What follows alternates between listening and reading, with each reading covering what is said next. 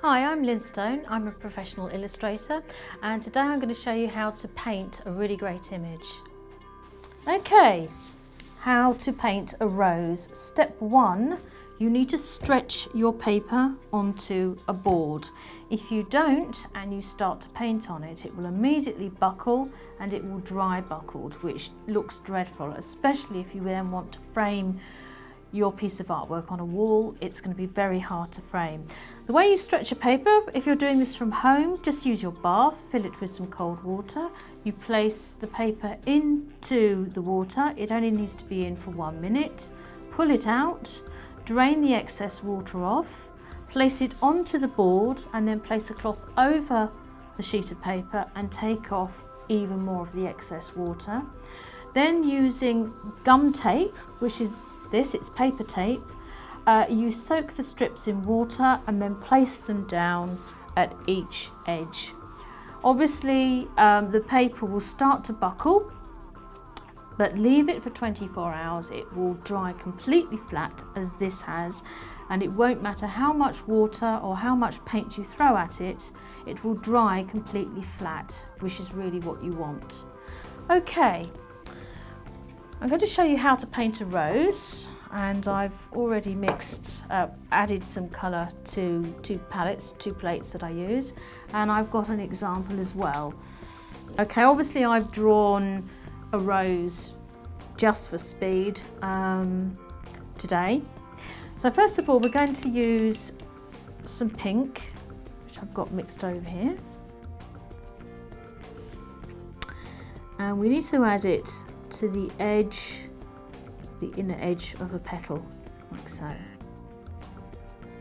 Okay, but now we need to make that go lighter, so we dip it in the water, and just with water on the brush we go over what we've just painted and we go out to the edge.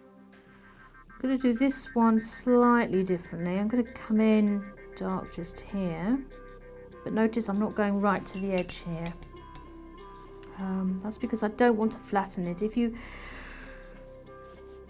add any paint, or if you're working with pencil, any shadowing right to the edge, it will immediately flatten whatever you're working on.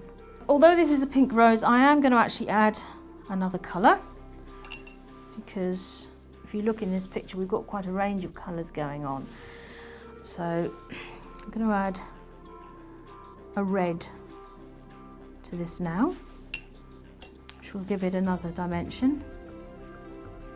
Okay. Now we can start adding a bit more pigment, make it a bit more stronger in places. And be a bit more confident with our colours once we've established the way it's going to look. I'm adding red at the moment. I will go back to the pink shortly. I'm going to alternate between the two colours actually. And by graduating it as well, I don't know if you can see, but it gives the effect of light coming through the petal, which of course you want, because a petal's very delicate, and in bright light it is translucent. If you look at flowers, they're quite translucent, so you want to try and get that effect across in paint if you possibly can. What we're actually going to go for here is a slight wet in wet effect, which is why I'm placing water on there first. And now with the green ink and using a fine brush, I'm not going to go to the edge, I'm going to go straight down the middle of the stem. Straight down the middle. That's how not to do it. Okay, so this is me doing it wrong. This is how not to do it on this petal. I just want to show you how not to do it. So I'm going straight to the edge without really thinking about what I'm painting at all. Straight to the edge. Remember that I put some water down initially, so it's wet in wet, and then fan out to the edge. Okay, you've got to think about the structure of the leaf here. It will fan out like so.